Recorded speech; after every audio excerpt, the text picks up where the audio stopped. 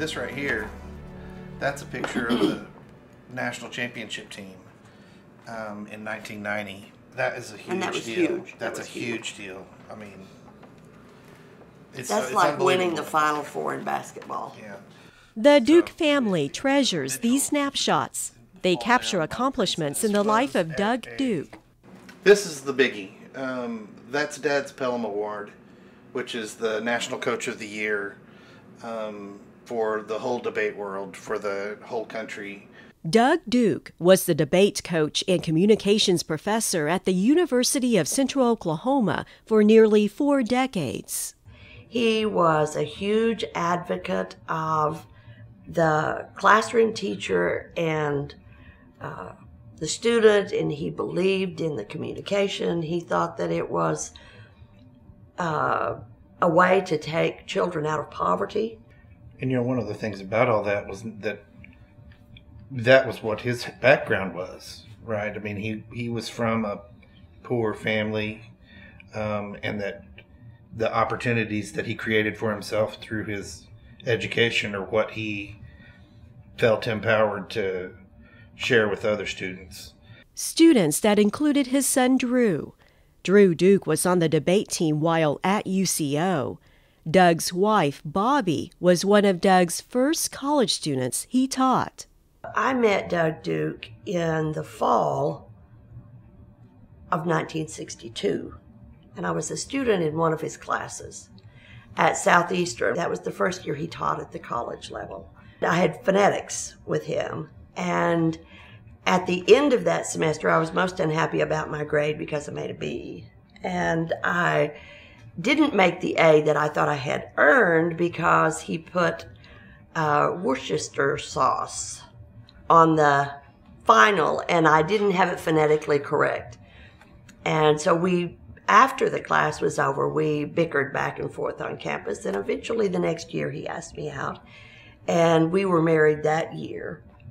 I would say that to survive in a marriage with Douglas Duke, I had to learn to debate.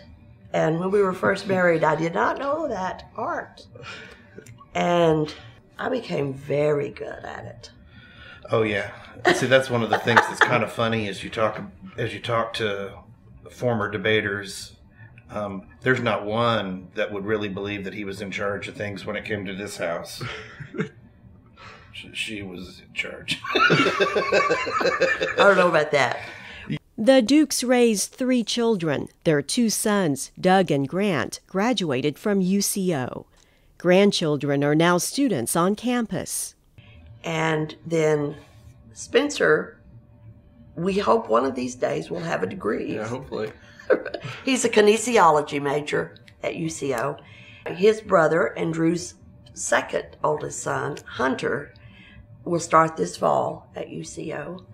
I'm a 3rd generation Duke at UCO, and I'm pretty proud of that. It's carry on a tradition that I guess Grandy started, my grandpa, and it's a lot of fun going there. I have a good connection with the school. I've been there around it my whole life.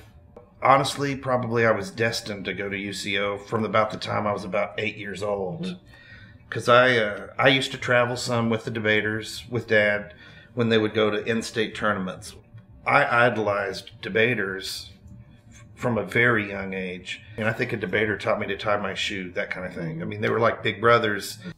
Today, Drew Duke works at UCO as Executive Director of Student Financial Services, helping students get the dollars they need to attend college. His work is inspired by his father, who believes so strongly in education and UCO's mission. You can't really overstate about Central is that the people that are there truly care about whatever endeavor it is that they're working on, and we're all benefiting from that. I think that's one of the things that probably keeps us there, is because our relative ability to touch and to impact people is magnified by that. Grandy was very, very, very much an advocate of pay it forward. It was an extremely important part. We practiced it, our children practiced it, and we are advocates of it. be sensitive to other people, pay attention to other people's needs, and you can fill some of them. You can make it better for someone if you do that.